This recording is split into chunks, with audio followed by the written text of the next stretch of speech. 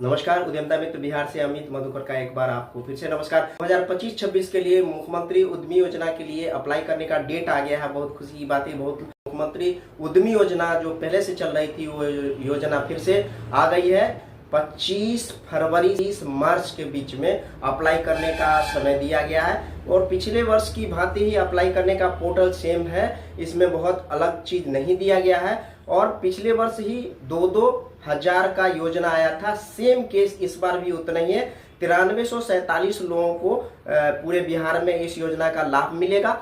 मुख्यमंत्री SC/ST योजना, मुख्यमंत्री EBC योजना, मुख्यमंत्री महिला योजना, मुख्यमंत्री युवा योजना, ये 4 योजना के लिए 2,000 लोगों का बिहार में चयन किया जाना है। उसके बाद मुख्यमंत्री अल्पसंख्यक योजना भी है जिसके अंतर्गत 1,247 लोगों को दिया जाना है और एक योजना जोड़ दिया गया है मुख्यमंत्री दिव्यांग जन योजना। उसके लिए 100 लोगों का टारगेट इस वर्ष बजट में रखा गया। 9347 लोगों को इस बार लाभ मिलने की संभावना है ताकि आप लोग को बिहार में इंडस्ट्री लगाने के लिए एक अच्छा सा अवसर मिल पाए।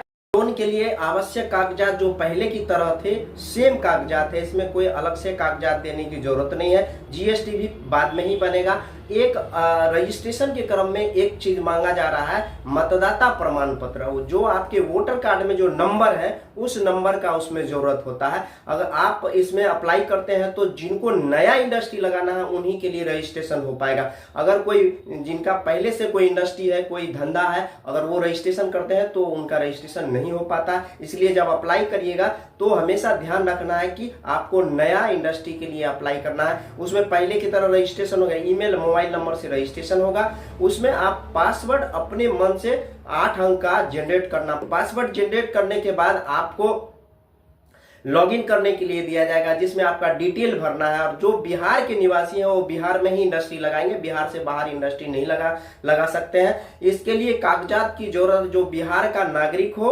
और 18 से 50 वर्ष के बीच में होना चाहिए और उनकी शैक्षणिक योग्यता न्यूनतम इंटर पास होना चाहिए। और डॉक्यूमेंट के लिए आपको पहले भी सेम डॉक्यूमेंट लगता था। उसमें जाति लगेगा, आवासीय लगेगा, आपका हस्ताक्षर लगेगा, प्रोफाइल फोटो लगेगा और 10वां का इंटर का सर्टिफिकेट मैंडेटरी है। उसके बाद अगर आप हायर एजुकेशन में हैं तो आपको उसका भी डॉक्यूमेंट जमा करना पड़ेगा। इसके बाद आपका अपलोड करने के बाद एक रिसिप्ट में उसका रैंडमाइजेशन की प्रक्रिया जो पहले से सुन रहे थे, सेम रैंडमाइजेशन की प्रक्रिया में आपका चयन होगा।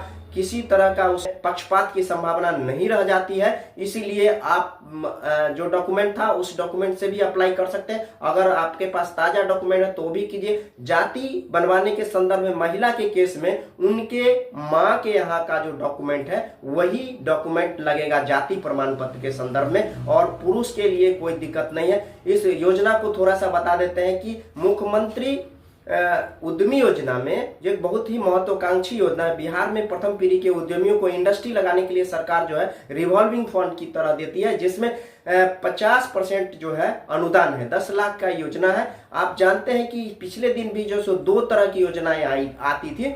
एक योजना बिहार लघु उद्यमी योजना जो 2 लाख रुपए था उसमें 70,000 तक के आय प्रमाण पत्र मैंडेटरी था।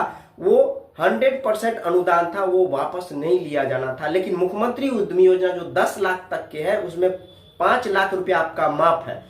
अगर आप युवा उद्यमी हैं तो इस केस में आपको 1% ब्याज लगेगा। और युवा उद्यमी में कौन लोग अप्लाई करेंगे? जो फॉरवर्ड कास्ट के पुरुष हैं और OBC कास्ट के पुरुष हैं, उनको युवा योजना में अप्लाई करना है। और एप्लीकेशन की जो प्रक्रिया बताई गई है उसमें यह कहा गया है कि जो EBC योजना में है उसमें EBC महिला पुरुष कोई भी भर सकते हैं। SC/ST में जो अप्लाई करेंगे वो महिला पुरुष कोई भी भर सकते हैं। महिला योजना में कोई भी महिला अप्लाई कर सकती है, चाहे EBC SC/ST OBC कोई भी हो वो महिला अप्लाई कर सकती है। और अल्पसंख्यक योजना में जो 5-6 अल्पसंख्यक मुस्लिम, बौद्ध, जैन, पारसी, ईसाई ये लोग अप्लाई करेंगे।